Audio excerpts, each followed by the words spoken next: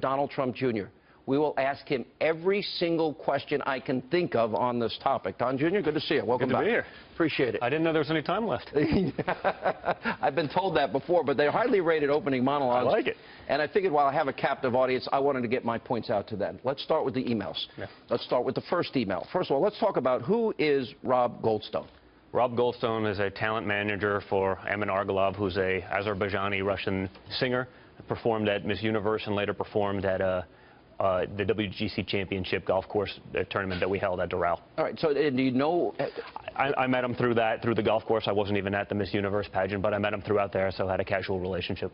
With him, okay. So he sends you this email. We'll put it back up on the screen and give you a chance to look at this. This is the one that says the Crown Prosecutor of Russia met with his father, meaning Emin's father, and in their meeting offered to provide the Trump campaign with documents, information that could incriminate Hillary Clinton, etc.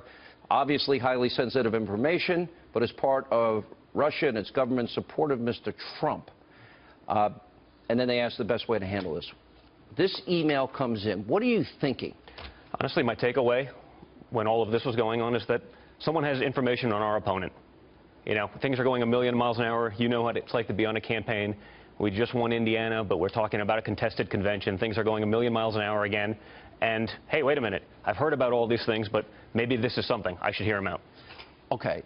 When you read the parts about the Russian government or Russia supporting your father, did that put off any sirens in your head? Honestly, I don't know. I mean, I think this was, again, just basic information that was going to be possibly there. I didn't know these guys well enough to understand that if this talent manager from Miss Universe, you know, had this kind of thing. So I wanted to hear him out and play it out and see what happens. But, you know, people are trying to reach out to you all the time with this. All right. So you spent a lot of time talking about it, and you actually said at one point that, hey, if it turns out to say what you say it is, of course. What did you think it might be? Listen, I've been reading about scandals that people were probably underreporting for a long time, so maybe it was something that had to do with one of those things. I mean, this was her, perhaps, involvement with the Russian government. So, you know, again, I didn't know there was any credibility. I didn't know if there was anything behind it. I can't vouch for the information. You know, someone sent me an email. I can't help what someone sends me. You know, I read it. I responded accordingly. And if there was something interesting there, I think it's pretty common. What about the timeline of this? This is pre, for example, WikiLeaks and the DNC honestly, emails. This is pre, like, Russia fever. This is pre-Russia mania. You know, this was 13 months ago, before I think the rest of the world was talking about that, trying to build up this narrative about Russia. So I don't even think my sirens, you know, went up, or the antennas went up at this time because of it, because it wasn't the issue that it's been made out to be over the last, you know, 9 months, 10 months, since it really became a thing. So I think there is an element of context to that. At the time, it wasn't this big news story. All right.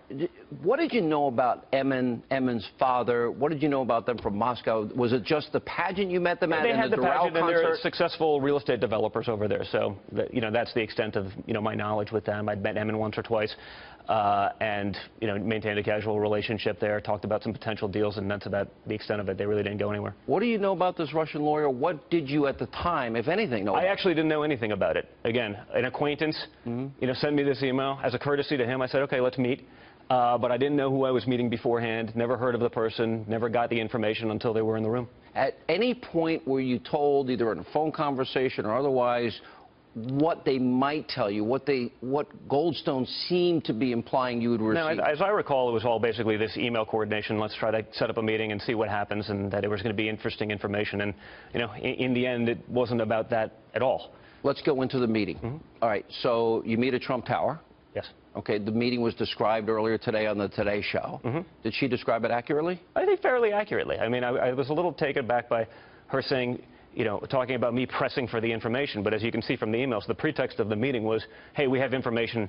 And there was, you know, some small talks. I don't even remember what it was. It just was sort of nonsensical, inane and garbled, and then quickly went on to, you know, a story about Russian adoption and how we could possibly help. And really, that's where we shut it down, which is, wait a second, what does this have to do with Did you even know what the McGinty Act was? I'd never even heard of it before, you know, that day. You know, I think it became pretty apparent to, you know, Jared and Paul, who I think Jared left after a few minutes. Paul got in his phone. She said that, yeah. Yeah, this is her account. I do remember that. Yeah, we were all there. I was basically sitting there listening as a courtesy to my acquaintance who had set up the meeting. And, you know, in his own words, you can hear what he said, and you played it earlier. about it. I mean, he apologized to me walking out of the meeting, basically for wasting my time. Well, and he did say at the end of your statement today, you did point out, as Goldstone said today, the entire meeting was the most inane nonsense I've ever heard, and I'm actually, you know, agitated by it. Yeah, listen. And he called and apologized to you? There wasn't really follow-up because there's nothing there to follow up. But as we were walking out, he said, listen, I'm sorry for that. But I think what happened, he sort of goosed up. He built up. There was some puffery to the email, perhaps to get the meeting, to make it happen. And, you know, in the end, there was probably some bait and switch about what it was really supposed to be about. And so, you know, there is nothing there. So she is saying that she had no information to provide. Do you remember, but she's suggesting that you were pressing her a little bit for information? I imagine I did. I mean, I was probably pressing because the pretext of the meeting was, hey, I have information about your opponent. It was this, you know, hey, some DNC donors may have done something in Russia and they didn't pay taxes. I was like, what does this have to do with anything? You know, especially in light of everything that was out there. I was like, this isn't Did you ever have any contact with this woman again? No. Did you ever have any contact with Goldstone again? Casual, hey, how's it going? Emin's going to be in town performing, something like that. But did you ever see Emin again? Except that, well, I don't believe so, no. I don't think I've seen Emin since this transpired. Okay, so this is a hypothetical. In any point in your mind, did Don Jr. have a siren saying, okay, they're talking, again, I go back to the first email about Russia, Russian government, I'm meeting with this person, you were going to talk on the phone. Did you ever think, maybe this might not be? Listen, I think, like I said, in retrospect, I probably would have done things a little differently. Again, this is before the Russia mania. This is before they were building it up in the press. For me, this was opposition research. They had something, you know, maybe concrete evidence to all the stories I'd been hearing about, but they were probably underreported for, you know, years, not just during the campaign. So I think I wanted to hear it out. But really, it went nowhere, and it was apparent that that wasn't what the meeting was actually about. Okay, let me ask a hypothetical, and I know hypotheticals, maybe you've thought about it since, and since this has now become Russia collusion, Russia collusion, and et cetera. Did you ever meet with any other person from Russia that you know? You know, I don't even know. I've probably met with other people from Russia, I mean, but certainly not in the context of a formalized meeting or anything like that, because why would I? You know, in the grand scheme of things, how busy we were, it was much more important to doing this. This was a courtesy to an acquaintance. Let me play a montage, and these are Democrats attacking you today, and give you a chance to respond to what they're saying and what the left is saying. I mean, they have taken it to the ultimate extreme. And then I'll ask you about some perspective about some of my comments at the beginning of the show. Here's what they're saying. We now know that through intermediaries, the Russian government sought to approach the Trump campaign to see whether they would be interested in damaging information about Hillary Clinton. We now know that the response that the president's son gave to the Russians was that he would love it if they would provide damaging information about Hillary Clinton. Rather than report this overture by the Russian government to provide damaging information to intervene in the presidential election in a way to help his father, neither the president's son nor the campaign reported this information to the FBI. We get this email exchange today showing clear collaboration between the Russian government and Russian government agents and the Trump campaign at the highest levels, where the email is very clear that the Russian government is weighing in to help elect Donald Trump. We need Donald Trump Jr. and other campaign associates to turn over any and all documents and electronic communications that investigators asked for. And we need public testimony under oath of Donald Trump Jr., who has changed his story repeatedly. We're now beyond obstruction of justice in terms of what's being investigated. This is moving into perjury, false statements, and even into potentially treason. Schumer's asked, did you hand over any and all documents? Well, I will. I've said it publicly. I said it yesterday.